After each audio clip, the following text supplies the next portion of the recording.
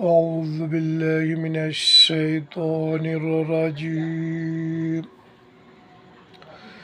بسم الله الرحمن الرحيم وإذ يرفع إبراهيم القواعد من البيت وإسماعيل ربنا تقبل منا إنك أنت السميع العليم। যখন ইব্রাহিম ও ইসমাইল আলাইহিসসালাম কাবাগরের ভিত্তি স্থাপন করলেন, তখন বললেন, হে আমাদের রব, আপনি আমাদের পক্ষ থেকে এটা গ্রহণ করুন। নিশ্চয়ই আপনি শ্রবণকারী এবং মহাজ্ঞানী।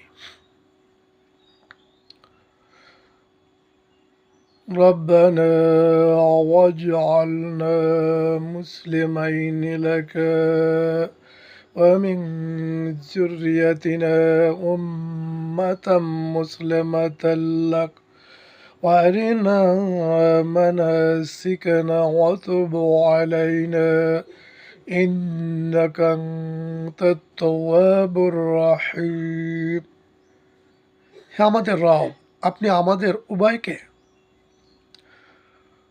অনুগত করুন, আমাদের বংশধর থেকে এমন একদল লোক সৃষ্টি করুন এবং আমাদেরকে হজের আহকাম বলে দিন। নিশ্চয়ই আপনি এবং আমাদেরকে দয়া করুন, নিশ্চয়ই আপনি ক্ষমাশীল এবং করুণাময়। ربنا وابعث فيهم رسولا منهم يتلو عليهم آياتك ويعلمهم الكتاب والحكمة ويزكيهم إنك أنت العزيز الحكيم। হে আমাদের রব, আপনি আমাদের বংশধর থেকে, তাদের মধ্য থেকে এমন একজন রাসূল প্রেরণ করুন, যিনি তাদেরকে কিতাব ও হিকমত শিক্ষা দান করবেন, তাদেরকে পবিত্র করবেন। আর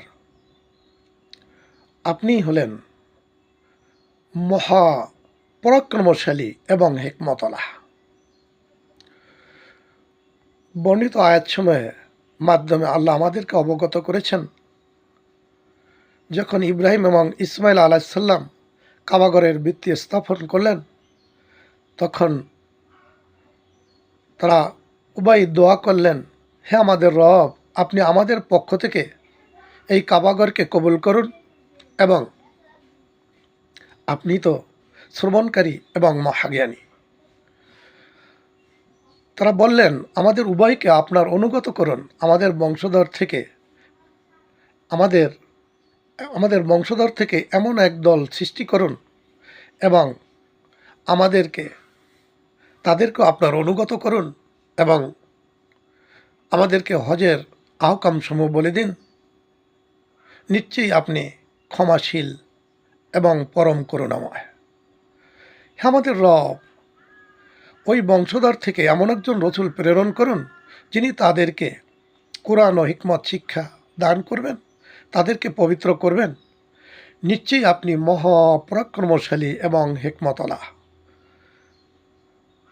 মহান আল্লাহ তাআলা এই আয়াতের মাধ্যমে আমরা সেই কাবা ঘরের সম্পর্কে জানতে পারি যে ইব্রাহিম এবং ইসমাইল আলাইহিসসালাম দোয়া করলেন, আর আল্লাহ দোয়া কবুল করলেন।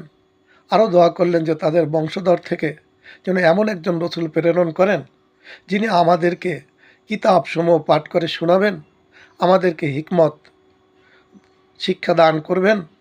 আর তিনি হলেন আমাদের প্রাণের চেয়ে প্রিয় নবী হযরত মুহাম্মদ সাল্লাল্লাহু আলাইহি সাল্লাম। সুতরাং আমরা বর্ণিত আয়াতসমূহ থেকে আমরা জানতে পারি এবং এর উপরে আমাদের আল্লাহ আমল করার তৌফিক দান করুন। আমা তৌফিক ইল্লা বিল্লাহ। আসসালামু আলাইকুম রহমতুল্লাহি ওয়া বারাকাতুহু।